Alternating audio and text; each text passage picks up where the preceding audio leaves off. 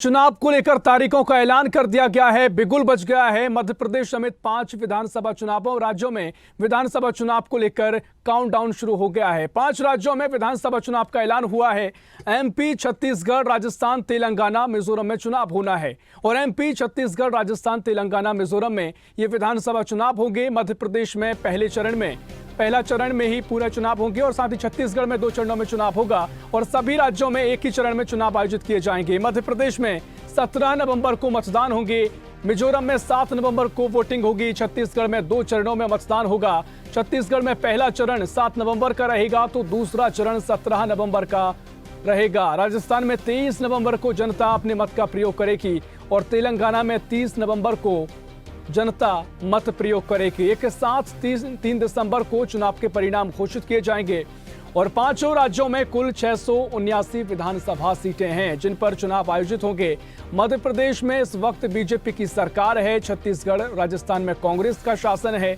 तेलंगाना में के चंद्रशेखर राव वाली बीआरएस की सरकार है और मिजोरम में जोरमथंगा की एमएनएफ सत्ताधारी पार्टी है। यानी इन 2 राज्यों में तो क्षेत्रीय दल की सरकार है, लेकिन बाकी मध्य प्रदेश, छत्तीसगढ़ और राजस्थान पर सभी की नजर रहेगी। सबसे महत्वपूर्ण ये राज्य माने जा रहे हैं, हिंदी बेल्ट के राज्य हैं और यहां पर भारतीय जनता पार्टी और कांग्रेस का आमना सामना होता है तो देखना बड़ा महत्वपूर्ण होगा, क्योंकि 2024 में लोकसभा चुनाव भी हैं और उसके पहले इसे सेमीफाइनल भी कहा जा रहा है। तो ये बड़ी अपडेट आपको दे रहे हैं, जहां मध्य प्रदेश में 17 नवंबर को विधानसभा चुनाव होंगे और 5 राज्यों में सिर्फ छत्तीसगढ़ में 2 चरणों में विधानसभा चुनाव होंगे, क्योंकि हर बार यहां पर 2 चरणों में मतदान होते आए हैं। इसकी वजह यहां पर नक्सलाइट एरिया है, जहां पर राजनांदगांव और बस्तर के क्षेत्र में पहले चरण में विधानसभा चुनाव आयोजित होते रहे हैं। और इसी खबर पर और जानकारी लेंगे, एसोसिएट एडिटर मुक्ता पाठक हमारे साथ लाइव जुड़ गए हैं। मुक्ता जी, मध्य प्रदेश में विधानसभा चुनाव 17 नवंबर को हैं और 5 राज्यों में तारीखों का ऐलान हो गया है। अब जो तमाम दल हैं वो और भी सक्रिय होंगे और भी तेजी से तैयारियों में जुट गए हैं। फिलहाल किस तरीके का हलचल दिखाई दे रही है और क्या कुछ नजरिया आगे का दिखाई देगा? मुक्ता जी। जी बिल्कुल सही कहा आपने ऋषभ। लगातार जो है पिछले 1 हफ्ते से ये बात हो रही थी कि आचार संहिता कब लगेगी, चुनाव की डेट्स की अनाउंसमेंट कब होगी और आज हो गया वो। और आपको मैं बताना चाहूंगी, अब कुछ ही देर में जो है भाजपा के प्रदेश अध्यक्ष वी.डी. शर्मा वो मीडिया से को संबोधित करेंगे। ऐसे ही कांग्रेस में जो उनकी राष्ट्रीय प्रवक्ता है डॉक्टर रागिनी नायक वो संबोधित करेंगी। तो आप देख सकते हैं और लगातार जिस तरह से मध्य प्रदेश की अगर हम बात करें, जिस तरह से प्री पोल जो नतीजे आ रहे हैं, जो दिखाए जा रहे थे और उसमें जिस तरह से लगातार जो है कांग्रेस की एक बढ़त दिखाई जा रही थी, उसको लेकर भी काफी बातें हो रही थी। कयास था कि क्या इस बार का चुनाव, और जैसा समझ आ रहा है, जो राजनीतिक गतिविधियों से समझ आ रहा है कि इस बार भी चुनाव जो है वो कांटे की है बीजेपी और कांग्रेस के बीच में। कांग्रेस को फिर से मार्जिन जो है वो थोड़ी सी है, सीट्स का जो डिफरेंस कांग्रेस और बीजेपी में जो है वो जो प्री पोल में दिखाया जा रहा है वो कम मार्जिन का है। तो ये 2018 का जो नतीजा आया था जिसमें कांग्रेस को एक मामूली बढ़त मिली थी और जिसके कारण बाद में 1.5 साल के बाद जो है सरकार जो है बदल गई थी। तो इस बार भी जो इस तरह का जो दिख रहा था कि सीट्स की जो डिफरेंस है कांग्रेस और बीजेपी के बीच में वो बहुत कम है, लेकिन अब जो है दोनों पार्टियां जब चुनाव के डेट्स आ गए हैं अब वो बिल्कुल अपनी पूरी तैयारियों से लग जाएंगे। और जिस तरह से बीजेपी की 2 लिस्ट आ चुकी है, अब पितृपक्ष का समय है। 15 तारीख को उम्मीद की जा रही है कि कांग्रेस की भी लिस्ट आएगी और कांग्रेस की लिस्ट जो रहेगी वो लंबी चौड़ी रहेगी। लगभग 100 से ज्यादा सीट्स पे उम्मीदवार का डिक्लेरेशन हो जाएगा। और बीजेपी की भी जो लिस्ट आनी है, जो लगातार सबकी निगाहें उस पे है, जो नेक्स्ट लिस्ट है, क्योंकि उसमें जो है फिर से उम्मीद की जा रही है क्या बीजेपी दिग्गजों को मैदान में उतारेगी जैसा उसने पहले किया है, या किस तरह का वो समीकरण बन रहा है। जिस तरह से विरोध के स्वर हम लगातार देख रहे हैं बीजेपी में, बीजेपी की जब लिस्ट आई है उसके बाद से लगातार विरोध के स्वर बहुत मुखर हो रहे हैं बीजेपी में, जिससे चिंता की लकीरें बढ़ी है बीजेपी की। और कांग्रेस किस तरह के उम्मीदवारों को उतारती है मैदान में, ये भी देखना होगा, क्योंकि बीजेपी ने अपने 3 केंद्रीय मंत्री 7 सांसदों को मैदान में उतारा है। और जिस तरह से अगर हम बात करें, देखिए कल भी कांग्रेस ने ये बहुत क्लियर किया है कि उनका फेस जो है 2023 का उनका फेस कमलनाथ ही है। हालांकि बीजेपी में बहुत क्लियर है कि इस बार उनका कोई फेस नहीं है। कमल का फूल, उनका कमल का जो चुनाव चिन्ह है वो फेस है। प्राइम मिनिस्टर नरेंद्र मोदी वो उनके फेस है। तो इस बार निश्चित तौर पर तमाम नामों पर तो चर्चा है। फिलहाल बहुत शुक्रिया मुक्ता जी आपका तमाम जानकारी साझा करने के लिए।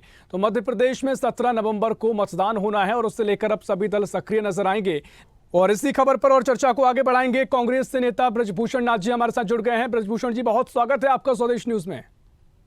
चुनावों की जो तारीखों का ऐलान हो गया है सर, अब कांग्रेस की क्या कुछ रणनीति रहेगी? जो सभी की नजर है प्रत्याशियों को लेकर है, चर्चा है कौन से प्रत्याशी होंगे, क्या पहली सूची में ही सभी प्रत्याशियों के नाम फाइनल हो जाएंगे? क्या कुछ रणनीति अब कांग्रेस की यहां से दिखाई देगी ब्रजभूषण जी? लगभग 150 प्रत्याशियों की सूची लगभग तैयार है। हाँ। जिसमें एक का नाम तय हो चुका है। जो 2-4 दिन में संभवतः ये सूची हाईकमान जारी करेगा। हाँ। और बची हुई जो सूची है वो भी बहुत जल्द मीटिंग होने के बाद वो भी जारी हो जाएगी। निश्चित तौर पे भारतीय जनता पार्टी में घबराहट का माहौल है और इसी घबराहट के माहौल में नरेंद्र मोदी जी का फेस मध्य प्रदेश में चलाया जा रहा है। जो शिवराज सिंह चौहान जी 18 साल से मध्य प्रदेश का फेस थे, वो उस फेस को नकार दिया गया है मध्य प्रदेश की जनता ने और भारतीय जनता पार्टी के हाईकमान के नेताओं ने। इसीलिए मध्य प्रदेश में बहुत सारे मुख्यमंत्री के दावेदार के रूप में सांसद और पूर्व मंत्रियों को उतारा गया है। कैलाश विजयवर्गीय जी है, प्रहलाद पटेल जी है, नरेंद्र सिंह तोमर जी है और अन्य लगातार इसी उपेक्षा से उतारे जा रहे हैं कि हम लोग मुख्यमंत्री बनेंगे। केवल शिवराज सिंह चौहान जी को हटाने का सभी भारतीय जनता पार्टी के नेताओं का लक्ष्य है और कांग्रेस का लक्ष्य है कि भारतीय जनता पार्टी को इस बार हटा दिया जाए। निश्चित तौर पर देखिए, हमने देखा कि बीजेपी लगातार 2 सूची जारी की गई, तीसरी सूची में भी एक नाम सामने आया, 3 सूची हो गई हैं। लेकिन अब भी कांग्रेस का अगर जिक्र करें तो क्या कुछ आगे की रणनीति होगी प्रत्याशियों को लेकर? हालांकि आप कह रहे हैं कि पहली सूची में 150 से ज्यादा प्रत्याशी सामने आएंगे, लेकिन रणनीति अब आपकी क्या होगी? निश्चित तौर पर 4-5 दिन के अंदर ही हमारी पहली सूची जो थोक के रूप में आने वाली है वो आएगी। इनके किस्तों के रूप में आ रही है। जो लगातार भारतीय जनता पार्टी के प्रत्याशी मध्य प्रदेश में हारे हुए तो वहां की सीटें हमने डिक्लेयर करी है। हम लोग 31 सीट डिक्लेयर करेंगे जिसमें लगभग जीत का ही माहौल बनेगा। मध्य प्रदेश में लगातार जो सर्वे आपके मीडिया के माध्यम से और भारतीय जनता पार्टी के जो पितामह कहे जाते हैं राष्ट्रीय स्वयंसेवक संघ, इनके माध्यम से जो सर्वे हुए हैं उनमें भी ये बताया जा रहा है कि कांग्रेस 130 से 150 सीटों पर मध्य प्रदेश में आ रही है। ठीक है, अब इस चर्चा को आगे बढ़ाएंगे। बीजेपी से हमारे साथ अरुण तोमर जी हमारे साथ जुड़ गए। अरुण जी बहुत स्वागत है आपका स्वदेश न्यूज में। धन्यवाद। चुनाव में जो तमाम राज्यों की 5 राज्यों के विधानसभा चुनावों की तारीखों का ऐलान हो गया है। अब भारतीय जनता पार्टी की आगामी रणनीति क्या कुछ रहेगी? कांग्रेस कह रही है अब तमाम जो नाम है वो फाइनल करेगी और तमाम जो सूची की लेकर चर्चा है उसको फाइनल सामने उतारा जाएगा। अब बीजेपी क्या कुछ रणनीति आगे आजमाएगी? अरुण जी देखिए, बीजेपी की तो अपनी स्पष्ट रणनीति होती है और वो इसीलिए पहले ही अपने पहलवानों को मैदान में उतार चुकी है। ये पहले जो घोषणा करते थे ना, जब 6 महीने पहले कांग्रेस के प्रत्याशी डिक्लेयर कर देंगे, ये उनसे पूछिए।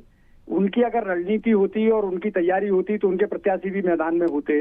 हमारे प्रत्याशी मैदान में भी हैं और हमारी पूरी पार्टी पूरी दमखम के साथ चुनाव में उतर चुकी है। ठीक है अरुण जी, मैं आपको 1 मिनट रोकना चाह रहा हूं। ब्रजभूषण आप जी आपको भी रोकना चाह रहा हूं। इस सब रणनीति का जिक्र हो रहा है, बीजेपी की आगामी रणनीति को लेकर आप बात कर रहे थे। साथ ही कांग्रेस तो अब स्पष्ट हो गई है कि अब जो नाम रह गए हैं प्रत्याशियों की सूची अब जारी होगी और भी सक्रियता से जुटेंगे। लेकिन अब बीजेपी को लेकर क्या कुछ रणनीति होगी? समय कम बचा है, तारीखों का ऐलान हो गया है, क्या कुछ आप कहेंगे अरुण जी? कोई इसमें दिक्कत नहीं है, हम तो पूरी तरह से तैयार है मैदान में युद्ध करने के लिए। ये निर्णय तो कांग्रेस को करना है जो 6 महीने पहले कह रही थी कि हम अपने प्रत्याशियों की घोषणा कर देंगे, वो अभी तक जो निर्णय नहीं कर पाए और अभी भी कह रहे हैं कि 5-6 दिन और लगेंगे। तो निश्चित तौर पर इनकी तैयारी नहीं है। इसके अलावा जनता में इनके प्रति कोई उत्साह भी नहीं है और उत्साह ना होने की वजह से बार बार इनकी बैठकों में निर्णय इनको करने पड़ते हैं, बदलने पड़ते हैं। हमारे यहाँ तो निर्णय जो एक बार हो चुका वो निर्णय हो चुका, हमें ना तो बदलने का और न पुनर्विचार करने की कोई जरूरत नहीं है। भारतीय जनता पार्टी हम जो है पूरी तरह से राजनीतिक कल होने के नाते अपने हथियारों को हमेशा मांझ के रखती है ताकि कभी भी युद्ध की जब जरूरत हो तो हम उसमें शामिल हो सकें। हाँ ठीक है, मैं चर्चा को आगे बढ़ाऊंगा, लेकिन अरुण जी मुख्यमंत्री का चेहरा कौन होगा बीजेपी से? देखिए, मुख्यमंत्री का चेहरा तो हमारी तरफ से जो है भारतीय जनता पार्टी है। हमारी तरफ से केंद्र में देश के प्रधानमंत्री हैं वो है। मुख्यमंत्री का चेहरा हमारे पास, मतलब देश के प्रधानमंत्री मध्य प्रदेश में मुख्यमंत्री का चेहरा है?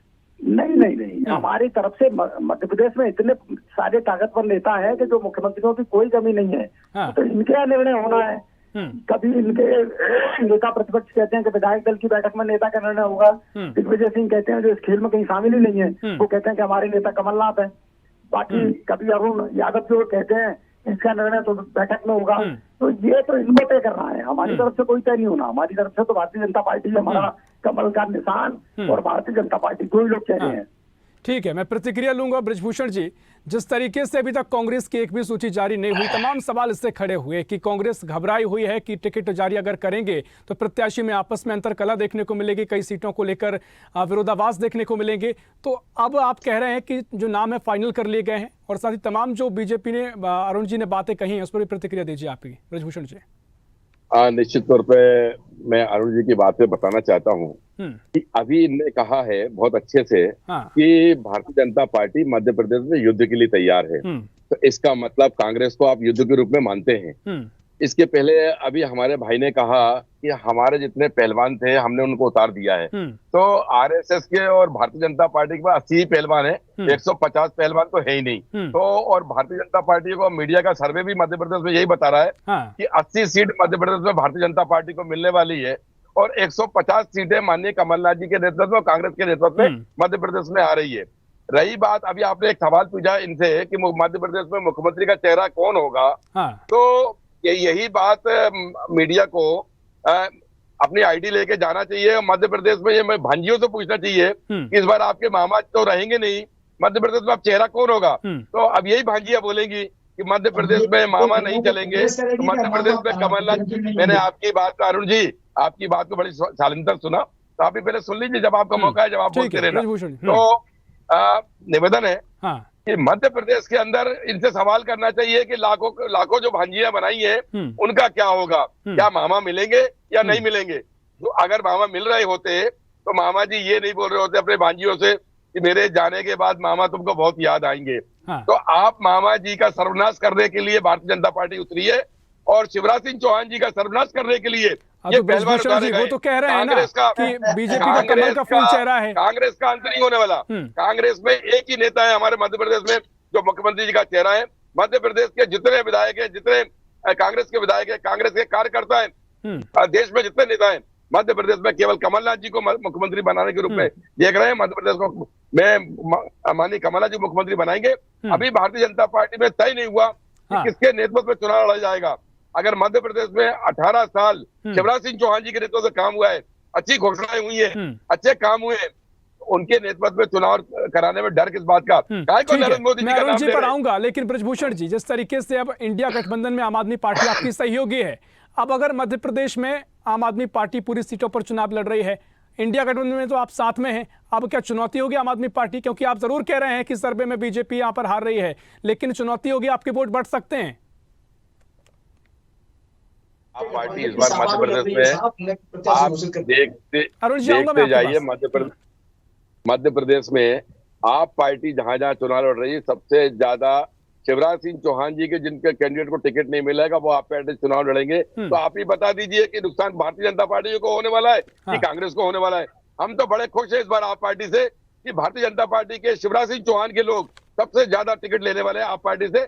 आप भी यही हो और हम भी यही है। केवल पे फार्म की आखिरी तारीख तक देखते जाइए कि इनके सबसे ज्यादा प्रत्याशी जिनको टिकट नहीं मिलेगा वो आप पार्टी चुनाव लड़ने वाले थी मध्य प्रदेश में। ठीक है अरुण जी, आप कुछ कह रहे थे, लेकिन जिस तरीके से आप महिलाओं का लगातार जिक्र कर रहे हैं, केंद्र से लेकर राज्य तक महिलाओं को साधने की कोशिश हो रही है, तो महिला वोटर्स पहले से बढ़ भी गए हैं, क्या इनका फायदा आप पूरा लेंगे? निश्चित तौर पर हमारी लाडली बहना भारतीय जनता पार्टी को भारी बहुमत से विजयी बनाने के संकल्प के साथ काम करेंगी। इसलिए ये निर्णय भारतीय जनता पार्टी का महिला आरक्षण को लेकर और लाडली बहनों को लेकर स्पष्ट है, इसमें कोई दो राय नहीं है। हमारी तरफ से भारतीय जनता पार्टी के जो चुनाव चिन्ह कमल का फूल है, हमारे यहाँ सामूहिक नेतृत्व है, उसके नेतृत्व में चुनाव लड़ा जाता है। ये भूल गए होंगे कि पिछली बार इन्होंने ज्योतिरादित्य सिंधिया को अपना चेहरा बनाया था, नौजवान दूल्हा दिखा के बूढ़े के साथ शादी कर दी थी, इसीलिए जो इनकी शादी ज्यादा दिन चली नहीं। तो अब ये अरुण जी देखिए वही समस्या है ना कि अब बीजेपी में भी अब तमाम चेहरे हो गए हैं, आप एक चेहरा को स्पष्ट कर दीजिए।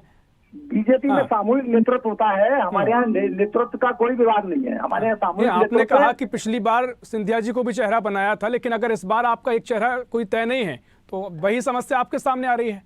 नहीं, हमारे सामने समस्या इसलिए नहीं है कि हमारे यहाँ नेतृत्व सामूहिक नेतृत्व होता है, हमारे यहाँ कोई व्यक्तिगत नेतृत्व नहीं होता। 2018 में भी सामूहिक नेतृत्व था अरुण जी। जी 2018 विधानसभा चुनाव में भी सामूहिक नेतृत्व था, शिवराज चेहरा थे? नहीं, 2018 में शिवराज चेहरा थे निश्चित तौर पर, इसमें कोई दो राय नहीं है, लेकिन हमारे यहाँ सामूहिक नेतृत्व की परंपरा रही है। तो यही सवाल तो कांग्रेस कर रही है, जब आपके चेहरा शिवराज सिंह चौहान थे तो क्यों नहीं डंके की चोट पर उनके नाम पर चुनाव लड़िए आप? सिंधिया जी इनसे पूछिए, सिंधिया जी का चेहरा है ही नहीं है, इनसे पूछिए सिंधिया जी आपका चेहरा है ही नहीं है। चेहरा था। अभी राजस्थान में भी सामूहिक नेतृत्व है, छत्तीसगढ़ में भी है, मध्य प्रदेश में भी है, मिजोरम में भी है और तेलंगाना में भी है। हमारे यहाँ चेहरे का मामला इसलिए नहीं है कि हमारे यहाँ भारतीय जनता पार्टी और कमल का फूल दो आदर्श है हमारे, इसलिए हम उस पर काम करते हैं, ना कि व्यक्ति के आधारित काम करने वाली पार्टी है। ये निर्णय तो इनको करना है, हमें नहीं करना, क्योंकि इनके नेता प्रतिपक्ष कुछ कहते हैं। ठीक है, समय की कमी है। ठीक है ब्रजभूषण जी, एक आखिरी सवाल ये कि देखिए बीजेपी तो कह रही है कि प्रधानमंत्री मोदी चेहरा है और लोकसभा चुनाव भी सामने है, तो सेमीफाइनल से बिल्कुल कह सकते हैं, तो इसको लेकर कांग्रेस को चुनौती मानना चाहिए? ब्रजभूषण जी, चुनौती इस वक्त पूरी रूप से भारतीय जनता पार्टी में है और ये सब घबराए हुए हैं। मैं एक ही बात से खत्म करना चाहता हूँ इनकी बात को। अरुण भाई जी कह रहे थे कि लाडली बहना है, बहुत चिंता लाडली बहना इनके साथ है। मैं लाडली बहना की जो बात कर रहे हैं, केवल मध्य प्रदेश में एक लाडली बहना को अपने साथ कर ले जिसका नाम है उमा भारती, तो हम मान जाएं। उमा भारती लाडली बहना आपकी नहीं है, घर बिठा के रखा आप लोगों ने उनको, शिवराज सिंह चौहान जी से लेके आप सबने। आप सामूहिक की बात जो कर रहे हैं, सामूहिक बात जो कर रहे हैं, आप मेरी बात सुन लीजिए अरुण भाई, सामूहिक बात कर रहे हैं, तो क्या इस बार आपके सिंधिया जी मुख्यमंत्री होंगे या नहीं होंगे, बता दीजिए आप। आप तो सामूहिक में आप सिंधिया जी को कबूल करोगे नहीं करोगे? सिंधिया जी को कबूल करोगे नहीं करोगे? सिंधिया जी लगातार मंत्री, पूरे मंत्री आपने उनके बना दिए। अरे केंद्र में मंत्री है, केंद्र में मंत्री नरेंद्र सिंह तोमर भी थे साहब। ठीक है, अपने तथ्य हैं, लेकिन देखना बड़ा महत्वपूर्ण होगा क्या कुछ आपकी प्रत्याशियों की सूची रहेगी। समय की हमारे पास कमी है फिलहाल। बहुत शुक्रिया आप दोनों मेहमानों का इस चर्चा में शामिल होने के लिए। तो मध्य प्रदेश समेत 5 राज्यों में विधानसभा चुनावों की तारीखों का ऐलान कर दिया गया है। छत्तीसगढ़ में 2 चरणों में विधानसभा चुनाव होंगे, बाकी सभी राज्यों में पहले फेज में ही चुनाव संपन्न होंगे और 3 दिसंबर को परिणाम घोषित कर दिए जाएंगे। देखना महत्वपूर्ण होगा क्या कुछ समीकरण अब आगे बनते हैं और किस तरीके से जो तमाम दल हैं वो इसकी तैयारियों में जुटते हैं। फिलहाल के लिए इस खास पेशकश में इतना ही। देश प्रदेश की और भी खबरों के लिए देखते रहिए स्वदेश न्यूज, सबसे पहले देश।